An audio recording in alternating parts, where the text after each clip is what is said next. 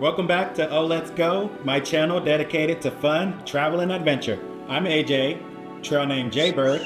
If you know, you know. And in this video, I'm accompanied by two good friends, Tyler, trail name Goozy, and Akira, trail name Dyke Dundee. Come along with us as we tackle Arches National Park.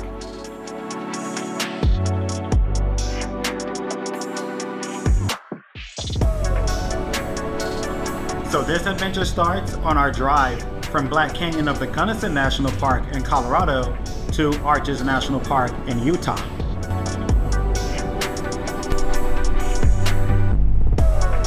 Day or night, I'm not one to fall asleep in the car. I stay stimulated by what's out the window.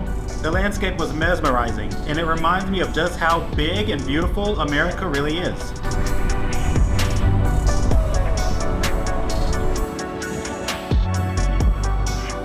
We ended up seeing this really cool place on the side of the highway. I believe it's called Papa Joe's Stop and Go, but we decided to stop and check it out, and it was a pretty quirky place.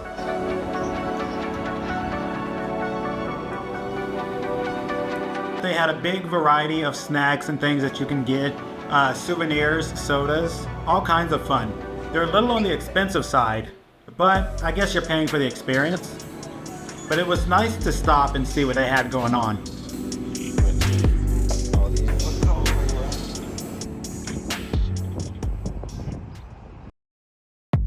Arches National Park is located in Moab, Utah.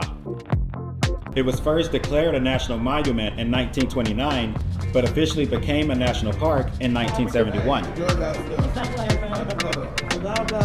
The park covers approximately 76,519 acres, or 119 square miles, and protects over 2,000 natural arches. At night, Arches is an international dark sky park, which is great for stargazing and astrophotography. And because Arches is so popular, a timed entry reservation may be required to enter the park between 7 a.m. and 4 p.m. We got our time slot at 2 p.m., which was perfect to enjoy a good full day in the park. Our first stop is Park Avenue, Viewpoint, and Trailhead, and it has the name Park Avenue because it reminded early visitors of skyscrapers lining a city street, and you can totally see it. The way that the trailhead stops you, it gives you that nice viewpoint to where it's not overwhelming, but you can still tell how big these structures are.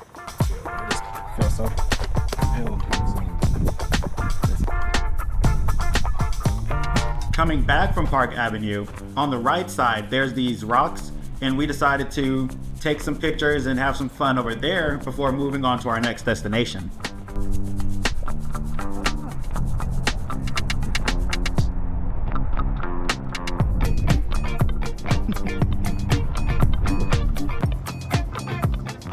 Our next stop was Balanced Rock. It was originally made of two different structures, but in 1975, 1976, the smaller one broke off. And if that's not a reminder to get out and live for today, I don't know what is.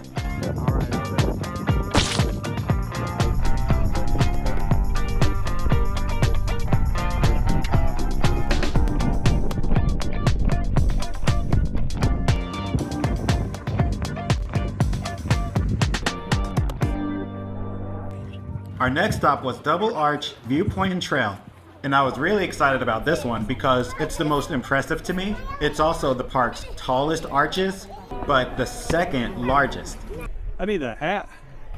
Yeah, we're fan. Yeah. So this is a good time to show off my Explorer hat. Shazam! It has two little fans that are powered through either battery or solar power, 3 different speeds, and produces a pretty strong breeze. Yes! And if you like my Explorer hat as much as I do, please like, subscribe, and come back for more. Yes!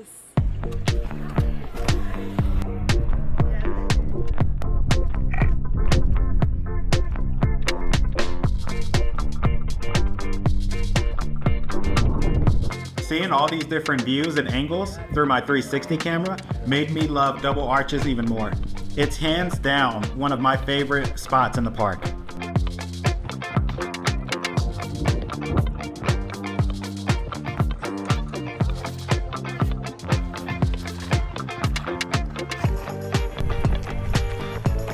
Next, we visited the windows. That includes the north window arch, the south window arch, and the turret arch. So this one here is the north window arch. So we decided to skip the south window arch because you can see it from the trail. And instead, we just stayed here a little longer to rest our legs before moving on to the next one.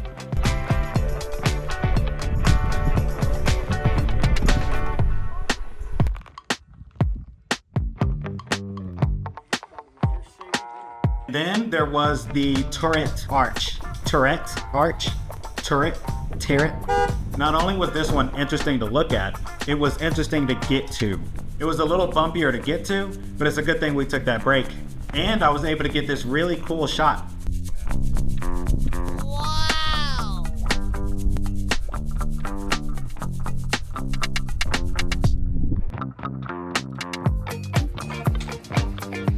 Up next is the sand dune arch. This one was really interesting to walk to because it changes so much. On your way to the arch, it changes from path to stone to sand. The plant life that you see there is pretty cool too. It adds to the aesthetic. It kind of feels like you're walking in an entirely different place.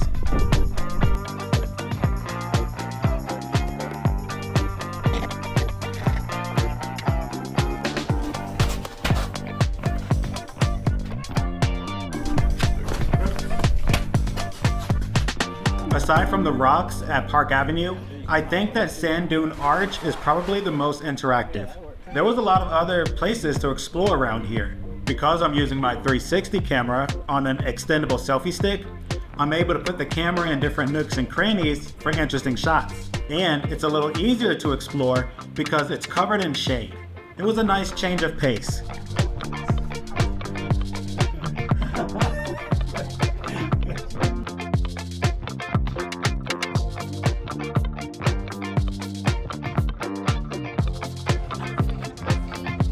So before your hike up to Delicate Arch, you get to stop at Wolf Ranch, which is apparently a home that was built by John Wesley Wolf after leaving his wife and 3 of his kids for a drier climate. The story is wild, but I suggest visiting the national park to read it for yourself.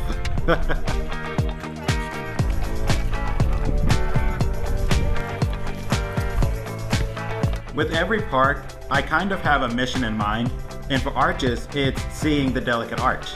It is the most famous arch in all of Utah, and that'll be tragic. To get all the way out here just to pass it up, I don't think so. It's longer than I thought. Right? It Oh was my like goodness. so over the edge and you're there. You guys are so close. Thank you. So the hike to Delicate Arch really isn't that bad. And it felt a little worse than that because we waited to do it at the end of the day. But it was a pleasant hike, especially getting to see the sunset. It made the whole landscape look dynamic.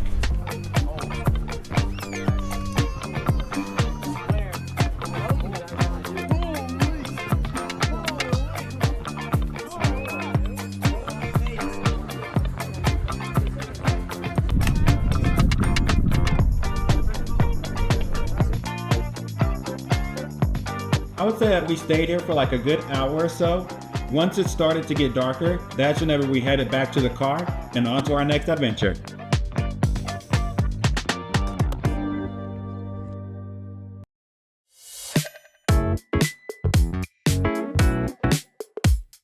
So to wrap up my national park trips, I like to create an extra special souvenir, a cloned portrait of myself around the national park sign. And that's a fancy way of saying there's multiple me in one shot. Here is the one for arches. It turned out great. I managed to fit 5 in there and another great photo for the collection. And that wraps up Arches National Park. Come back again to see where we go next on Oh Let's Go.